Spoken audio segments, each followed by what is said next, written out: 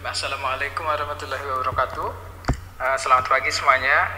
Semoga dimanapun teman-teman berada ada dalam keadaan sehat, ada dalam keadaan terbaik, begitu ya.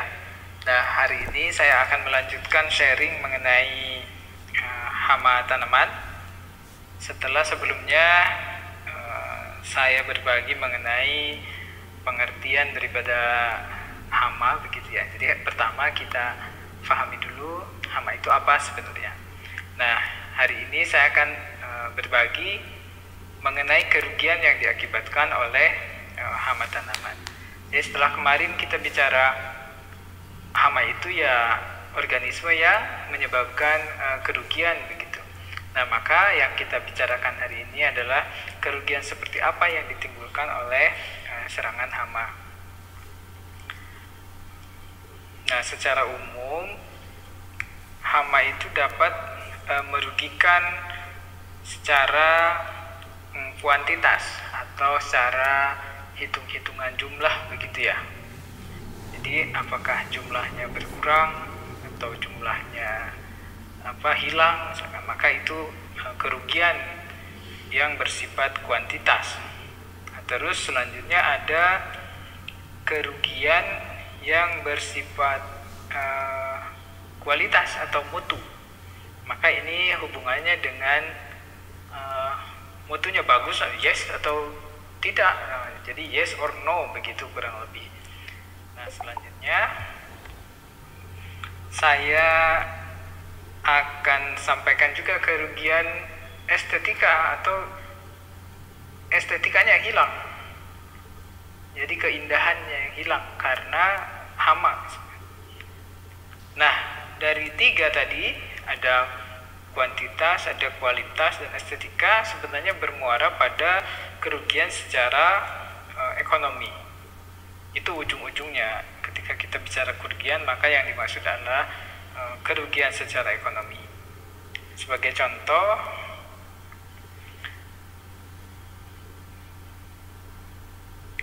misalkan kita punya tanaman padi dengan produktivitas 10 ton per hektar. Maka harapannya ketika panen kita akan menghasilkan 10 ton per hektar. Nah, namun kemudian karena ada serangan wereng atau serangan hama wereng, Nila varvata misalkan. Nah, kita saat panen ternyata hanya memperoleh 8 ton. 8 ton per hektar. Yang harusnya tadi 10 ton, sekarang jadi 8 ton.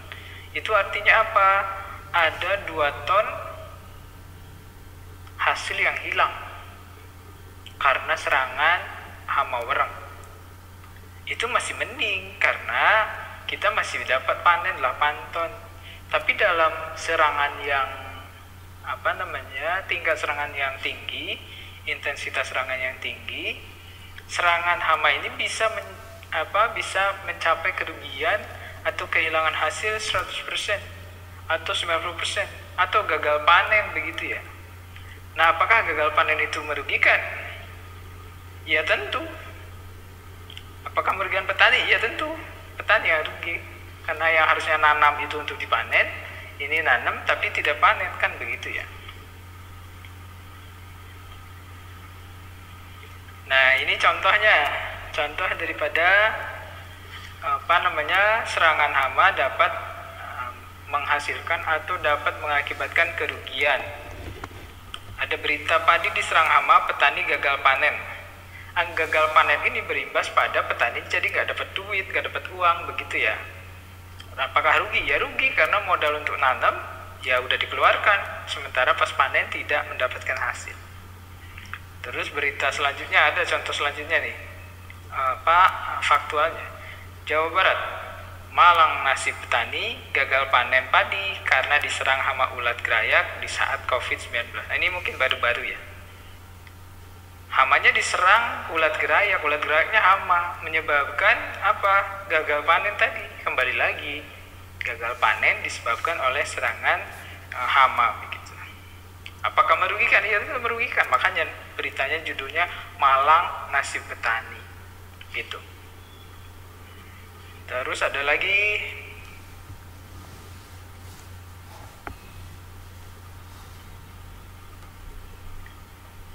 diserang hama wereng, ratusan hektar padi di Galur terancam gagal panen. Nah ini kembali lagi, hama wereng menyebabkan ancaman gagal panen. Merugikan, tentu merugikan. Terus selanjutnya ada berita selanjutnya nih. Ada hama tikus bikin petani gagal panen, hampir 100 hektar sawah rusak karena ulahnya. Nah ini lagi, tikus, hamanya tikus. Kerugiannya apa? Ya gagal panen juga. Apakah merugikan? Ya merugikan juga. Kalau diuangkan, berapa uang yang hilang karena petani gagal panen? Nah itu kerugian yang diderita oleh petani. Begitu. Jadi seluruh tadi contoh-contoh berita yang saya sampaikan itu, kalau dikalkulasi gagal panen, maka ya hitung-hitungannya petani itu menjadi rugi secara ekonomi. Begitu. Tadi kalau misalkan kuantitasnya hilang, kalau tadi misalkan ada yang hilang 2 ton, ya udah sih 2 ton, masih bisa panen 8 ton. Tapi kalau ceritanya gagal panen, maka kerugiannya semakin besar karena tidak ada yang dipanen, tidak ada yang bisa dikonversi menjadi rupiah yang dihasilkan oleh petani. Begitu. Nah, terus kemudian kerugian selanjutnya setelah tadi kerugian secara kuantitas, maka ada kerugian secara kualitas. Nah, secara kualitas itu maksudnya mungkin secara kuantitas masih bisa diselamatkan atau masih ada yang dipanen, namun terjadi penurunan kualitas, terjadi penurunan mutunya atau grade-nya misalnya. Itu secara kualitas. Yang berkaitan dengan ini lebih mudah dijelaskan untuk tanaman florikultur atau tanaman bunga, tanaman hias begitu ya. Karena sedikit saja produknya itu diserang hama, maka itu bisa tidak laku dijual, bisa gagal panen juga. Misalkan yang jual bunga potong, nah bunganya itu nggak mungkin diterima oleh pasar apabila rusak bunganya, maka itu akan menurunkan mutunya. Mungkin bunganya masih ada, bunganya masih kelihatan, tapi kalau ada bekas ulatnya, ada sisa makan ulatnya, maka itu akan menurunkan nilai ekonomi daripada bunga yang dimaksud begitu. Terus kemudian pada produk buah-buahan dan sayuran, ya sebagian juga begitu.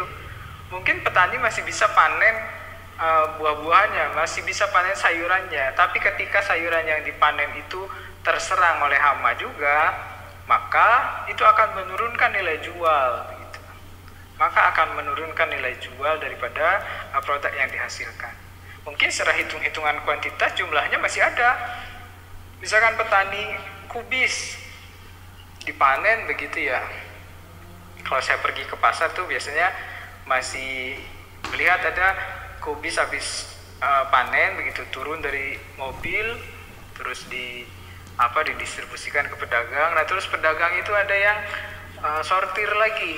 Jadi bagian kubis yang terserang ulat itu dipotekin sampai ya tersisa kubisnya sedikit. Mungkin yang tadinya belinya kubisnya ukuran 1 kilo, nah setelah dipotek-potek mungkin jadi tinggal 700 gram misalkan.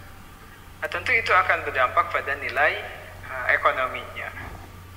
Terus kemudian pada buah-buahan misalkan, buah-buahan juga misalkan ada buah yang terserang hama, sehingga yang diakibatkannya bentuknya jadi tidak bagus.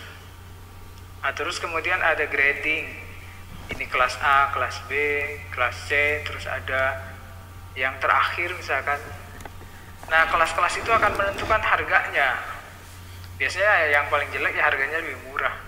Nah ini maksudnya secara kuantitas atau secara hitung-hitungan jumlah ya mungkin tetap ada jumlahnya.